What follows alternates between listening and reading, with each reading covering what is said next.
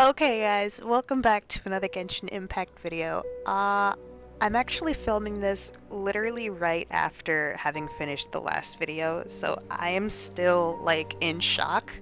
So apparently Zhongli is actually Rex Lapis, aka Morax, aka the Lord of Geo, one of the seven. He's not dead, I guess, apparently. And he is gonna explain what the hell is happening here. As you know, I've dwelt upon this world for more than 6,000 years. I witnessed the founding of Liyue, together with the Adepti 3,700 years ago. Even boulders that can withstand whirlpools will erode with the passing of time.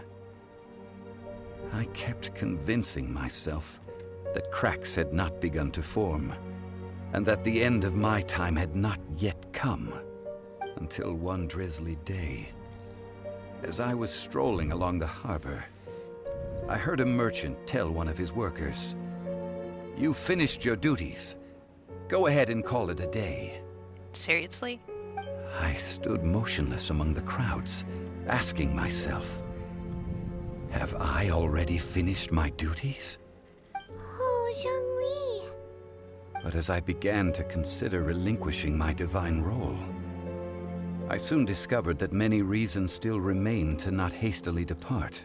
Was Liyue, the city I had dwelt in for so long, already prepared to enter its next age? I decided that a test was needed in order to reveal the answer. So I feigned my own death, and gathered the cast of Child, the Adepti, and the Liyue Qixing to play their roles together on the stage that was Liyue. That's right, which is why I continued to safeguard the Gnosis until now. Why are you So giving you it to them, mean though? that if the chaos ever reached the point of no return, you would simply appear and use your divine powers to bring Liyue back under control? Of course, and it would have been all too easy for him, too.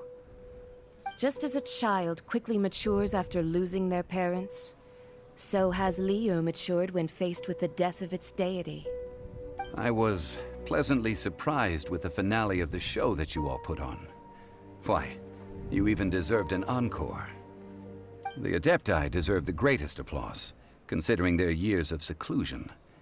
They hardly recognized the city, yet faced with such a crisis, they exerted the greatest amount of restraint. Not only did they manage to cooperate with the Qixing, but in the end, they even tried to understand the heart of the people. And hats off to the emissary dispatched by the Cryo-Archon to fulfill our contract, Signora. She managed to keep everything she knew in strict confidence, far from the eavesdropping ears of her colleague Child, just as I had requested. All the while, I carried on as Zhongli, and fulfilled the traditions of Liyue in this mortal form. Thank you for walking that path with me, Traveler. These things were all a part of my script. The only unforeseen plot twist was the conduct of the Liyue Qixing. I had expected them to do no more than the Adepti, to come to the defense of Liyue. But when all was said and done, they seized the opportunity to supplant Liyue's divine protectors, and used the subsequent power vacuum left by my death to quickly gain complete control of Liyue. Huh? That doesn't sound good at all. On the contrary, I think it is excellent. I had always feared that it was too soon for them to take over from me. And it was also that which I longed for the most. As such, this is the best parting gift anyone could have given this god of old. Hey, what about me? Doesn't anyone feel the least bit of remorse for deceiving me? You've practically kept me in the dark. Ever the child. I think that thanks would be more appropriate. You certainly played no small part in all of this, wreaking havoc and turning the city upside down. The Lord of Geo ought to thank you for your performance, if anything.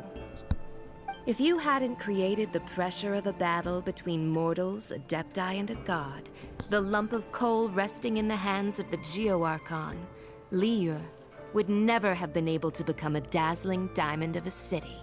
Huh? Just whose side are you on, mocking me like that? Are you itching for a fight? Hey, haven't you learned the Liyue saying, don't always call it as you see it? Oh, but it's so much more fun, child. Well then, with the Gnosis in my possession, I have no use for such idle chatter. We should return to Zapoljarny Palace and seek an audience with Her Majesty, the Tsaritsa. Come, child. I'm sorry, but she's practically falling out of that dress, and that's a little bit distracting. Fine. I'll meet you there later. I'm not sharing a boat with the likes of you. Do as you wish.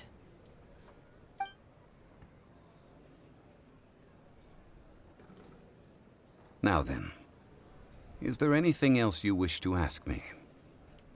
Right! Possibly As be Zhongli worth always the told us, notices. a good trade is a fair trade. Paimon has no idea what could be a good trade for a Gnosis.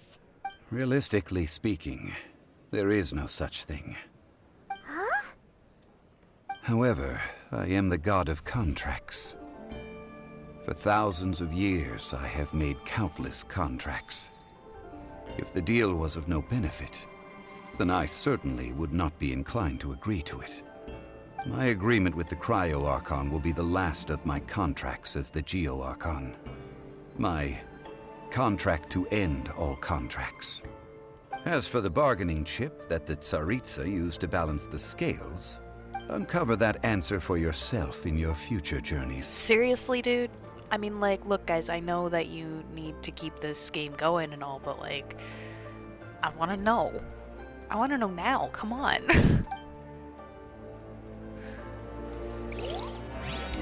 Alright, that is it, I guess, for Zhongli, or the Geo-Archon. Yeah. I'll see you all in the next video. Peace.